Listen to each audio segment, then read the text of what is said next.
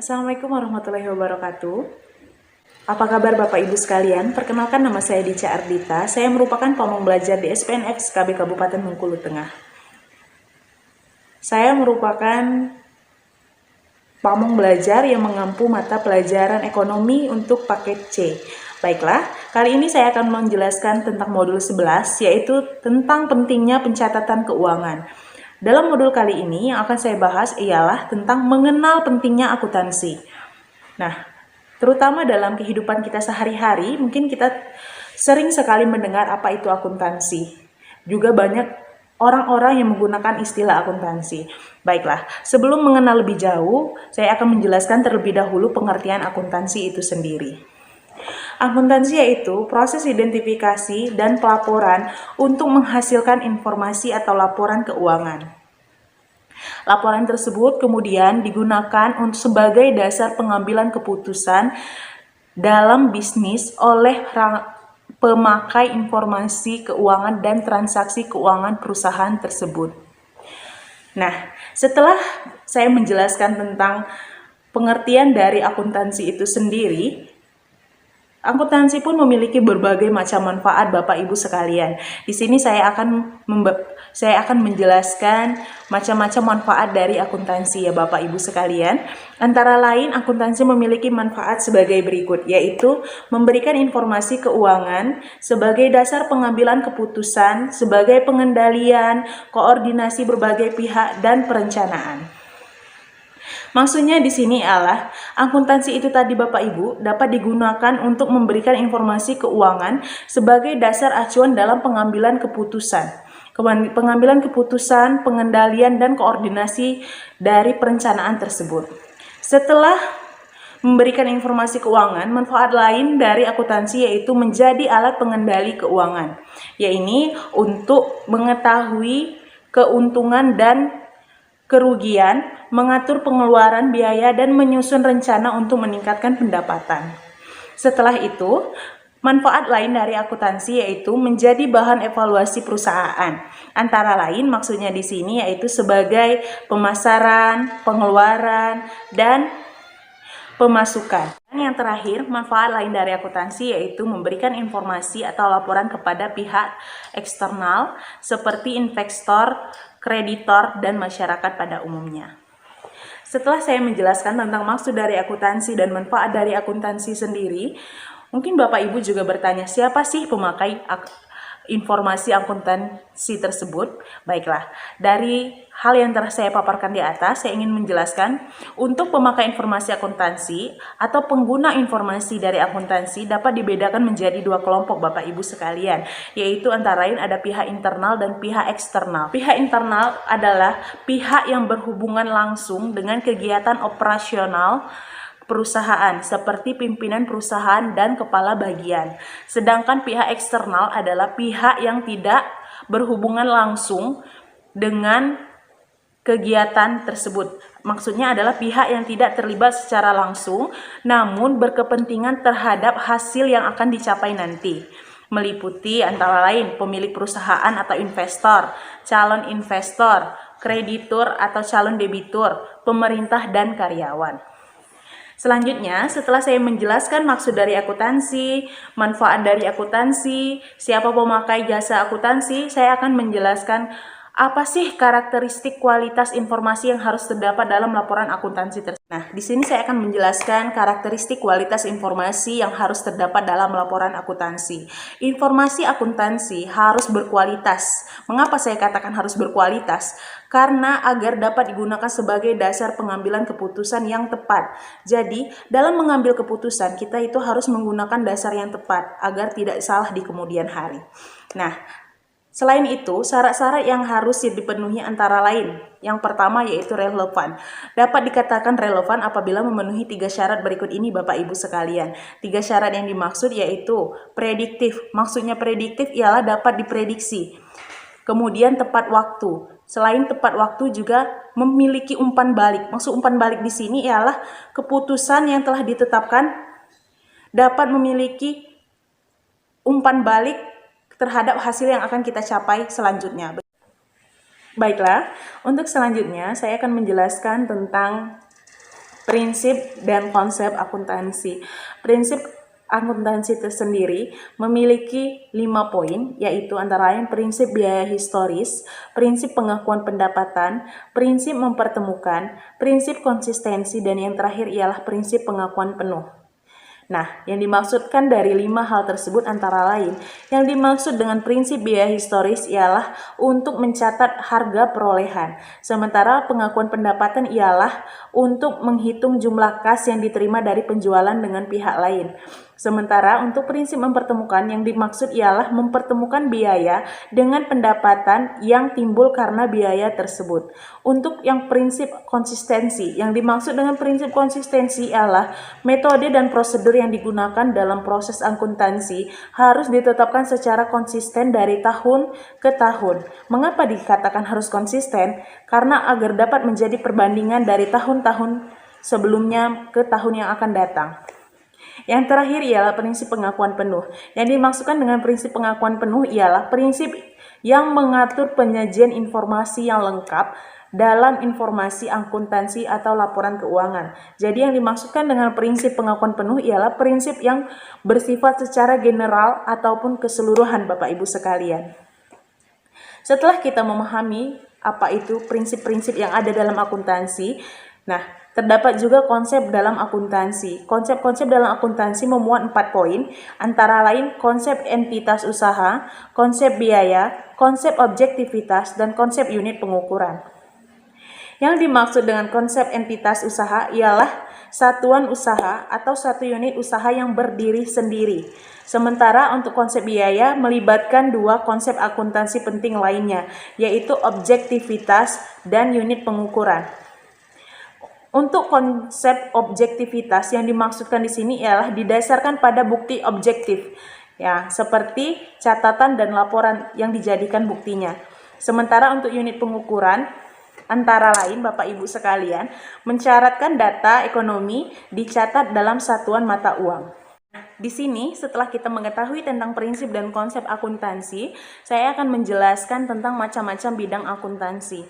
Macam-macam bidang akuntansi antara lain ialah akuntansi keuangan, akuntansi manajemen, akuntansi biaya, auditing, akuntansi anggaran, akuntansi perpajakan, akuntansi pemerintahan, akuntansi perpajakan, akuntansi pemerintahan, sistem akuntansi, dan akuntansi pendidikan.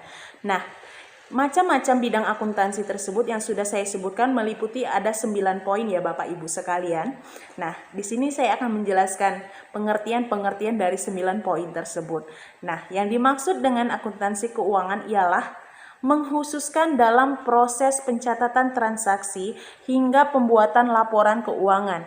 Sudah dijelaskan bahwa kata kunci di sini ialah keuangan ya Bapak Ibu sekalian. Untuk yang kedua yaitu akuntansi manajemen. Nah, kata kuncinya manajemen. Manajemen berarti erat kaitannya dengan pengelolaan. Jadi yang dimaksudkan dengan akuntansi manajemen ialah menghususkan pada pengembangan dan penafsiran informasi akuntansi untuk membantu manajemen dalam menjalankan perusahaan. Nah, yang selanjutnya yaitu akuntansi biaya. Akuntansi biaya di sini yaitu berhubungan dengan perencanaan, penetapan, dan pengendalian biaya produksi. Kata kuncinya saja sudah biaya ya Bapak Ibu, berarti erat kaitannya dengan biaya. Untuk yang selanjutnya yaitu auditing. Yang dimaksudkan dengan auditing di sini ialah melakukan pemeriksaan untuk menilai kewajaran dari laporan keuangan yang disusun oleh suatu perusahaan. Jadi maksudnya dari kata auditing ini ialah kita tuh menilai apakah cocok nggak sih laporan yang telah dibuat tersebut, masuk akal nggak sih, begitu Bapak Ibu sekalian. Akuntansi anggaran ialah penyusunan perencanaan untuk menetapkan sasaran penjualan dengan perolehan laba atau untung. Selanjutnya yaitu akuntansi perpajakan. Yang dimaksud dengan akuntansi perpajakan ini menghususkan kegiatan dan penyiapan data yang diperlukan untuk perhitungan pajak. Sementara yang selanjutnya itu akuntansi pemerintahan, yakni menghususkan dalam penyajian laporan keuangan oleh pemerintah. Jadi, akuntansi pemerintah ini erat kaitannya dengan pemerintahan ya Bapak Ibu sekalian. Untuk yang selanjutnya sistem akuntansi. Nah, untuk sistem akuntansi ini mengkhususkan dalam perencanaan dan pelaksanaan prosedur pengumpulan serta pelaporan data keuangan. Jadi, dalam sistem akuntansi ini meliputi sebuah proses ya Bapak Ibu, mulai dari perencanaan, pelaksanaan, prosedur pengumpulan data, serta pelaporannya data keuangannya. Yang terakhir yakni akuntansi pendidikan. Nah, kata kunci di sini ialah pendidikan. Yang dimaksud dengan akuntansi pendidikan ialah yang berhubungan dengan kegiatan pengajaran dan pendidikan akuntansi. Nah, mungkin itu saja yang saya sampaikan untuk macam-macam bidang akuntansi. Nah, selanjutnya saya akan menjelaskan tentang macam-macam profesi akuntansi. Dari tadi kan kita sudah membahas tentang apa sih akuntansi itu sendiri. Ternyata dalam akuntansi juga memiliki profesi akuntansi atau pekerjaan dari akuntan tersebut. Nah, apa aja sih profesi akuntan? Antara lain yaitu akuntan publik, akuntan internal, akuntan pemerintahan, dan yang terakhir adalah akuntan pendidik. Mungkin Bapak Ibu masih bingung, apa aja sih yang dimaksud dari 4 hal yang saya sebutkan barusan? Nah, untuk akuntan publik ialah bertugas untuk melakukan pemeriksaan, audit, jasa perpajakan, dan konsultasi manajemen. Jadi, kalau publik, dia itu lebih berkaitan dengan pekerjaan yang bersektor pada pemerintahan ya Bapak Ibu. Nah, sementara untuk akuntan internal ialah menyusun sistem akuntansi, laporan akuntansi, laporan keuangan, menyusun anggaran, menangani masalah perpajakan, serta audit internal perusahaan. Maksud dari internal ini ialah berkaitan dengan hal yang di dalam sebuah perusahaan tersebut. Selanjutnya yaitu akuntansi pemerintah.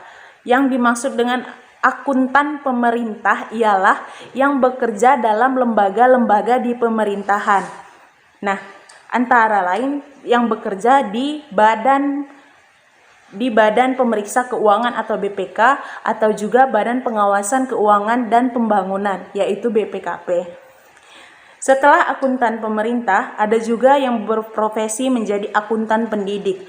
Akuntan pendidik ialah sebagai pengajar di institusi pendidikan dan bertugas untuk mengembangkan pendidikan akuntansi, melakukan penelitian dan pengembangan, mengajar dan menyusun kurikulum pendidikan akuntansi di sebuah perguruan tinggi.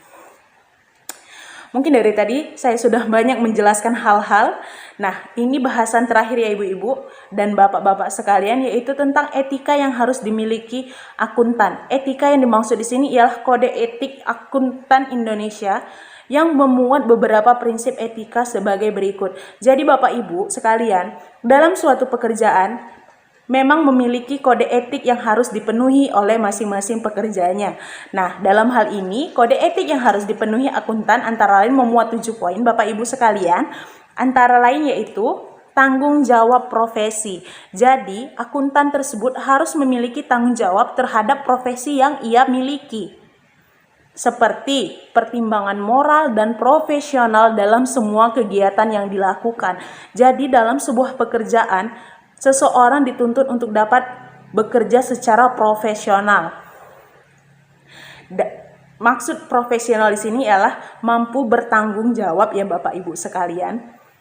Yang selanjutnya ialah kepentingan publik. Yang dimaksudkan kepentingan publik dalam hal ini ialah masyarakat luas. Artinya, dalam kepentingan publik, seseorang tersebut wajib bertindak dalam kerangka pelayanan kepada publik.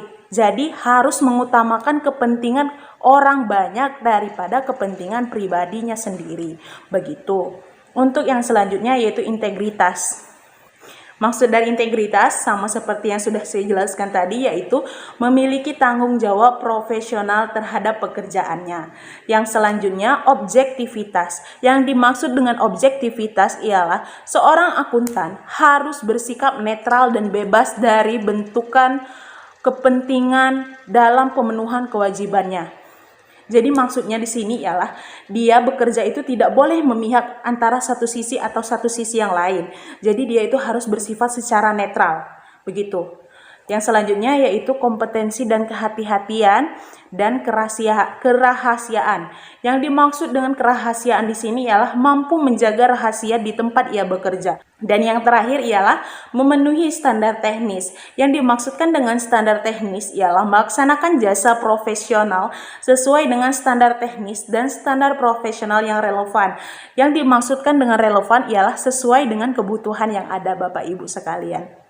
Baiklah, mungkin dari sekian banyak yang telah kita bahas tadi, pokok bahasan di sini ialah tentang mengenal pentingnya akuntansi. Mungkin saya berharap agar dapat dipahami oleh Bapak Ibu sekalian. Mungkin cuman itu saja yang bisa saya sampaikan. Untuk tugas selanjutan nantinya akan saya bagikan di grup WhatsApp. Jika ada yang belum jelas, boleh nanti hubungin saya saja ya Bapak Ibu sekalian. Baiklah, terima kasih. Assalamualaikum warahmatullahi wabarakatuh.